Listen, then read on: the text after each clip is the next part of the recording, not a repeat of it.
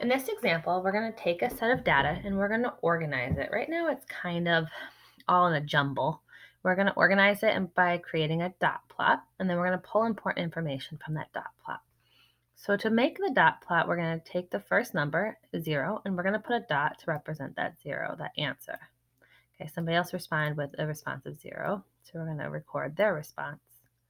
Then we have a 1, and I'm going to try my best to keep it straight and organized and neat. A 4, and then we have 2 3s. I can do those at the same time. 1, 2. Then I have a 1, and another 3. And then I've got a 0 again. 2 2s, like when they come in pairs, can do it at the same time. And I have a 0, a 1, 2 4s. I have an 8, different. A 3,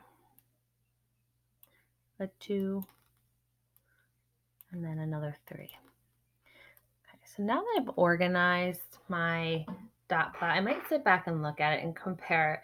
That last dot plot that we looked at, example 1, I noticed that was much more spread out. There was, for the minutes that people took to eat breakfast, there was answers from 0 all the way up to 12. This dot plot and responses, which are not titled, so I don't know what they're regarding, are much more close together. So it's kind of a different spread. But I can also pull information from it. So maximum number of somebody responded with was an 8. That's the highest number that I have. The minimum would be 0. Okay.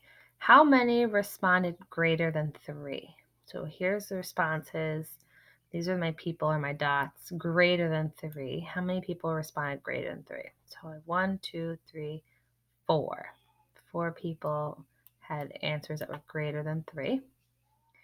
Fraction of responses less than 2. So it has to be a fraction.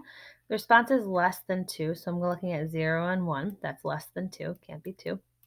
And I have 1, 2, 3, 4, 5, 6. I have 7 people that responded less than 2 out of a total number 1, 2, 3, 4, 5, 6, 7, 8, 9, 10, 11, 12, 13, 14, 15, 18, 19.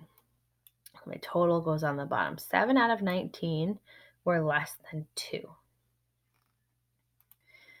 The next question asks for the most common response. Most people, most of the dots landed on, and just because I made this and they sometimes aren't lined up perfectly, I might take my top 2 and just make sure I count them correctly. So 0, 1, 2, 3, I had 4. And then 3 looks like a big one. 1, 2, 3, 4, 5. So 3 had the most common response.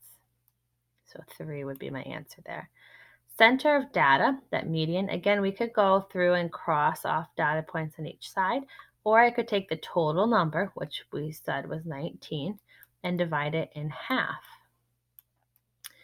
And okay, that gives me, let's see, 9, which would go in 18 times. Leaves me with a remainder of 1. So I'm actually going to go 1 more than 9. I'm going to take that remainder and add it on. So my 10th dot, I should have 9 on each side. So I'm going to count in 1, 2, 3, 4, 5, 6, 7, 8, 9. 1, 2, 3, 4, 5, 6, 7, 8, 9. So my 10th dot would be here. So I should have 9 on this side. And if I count on this side, I should also have 9. 1, 2, 3, 4, 6, 7, 8, 9 on that side. And that would be my middle dot. So my middle dot lands on 2. So 2 is my median. Okay, so I divided it in half. If there is a remainder, you add on 1 more. Okay, so instead of the 9th dot, it would go a little bit more than 9. You'd be at your 10th dot. And the 10th dot lands on 2. That's my median. I can double check that by counting I have the same number of dots on this side as I do on this side. And then my last question is the range. Okay, my data ranges from 0 all the way up to 8. So if I take 8, my maximum, and I subtract my minimum, minus 0. In this case, my range is 8.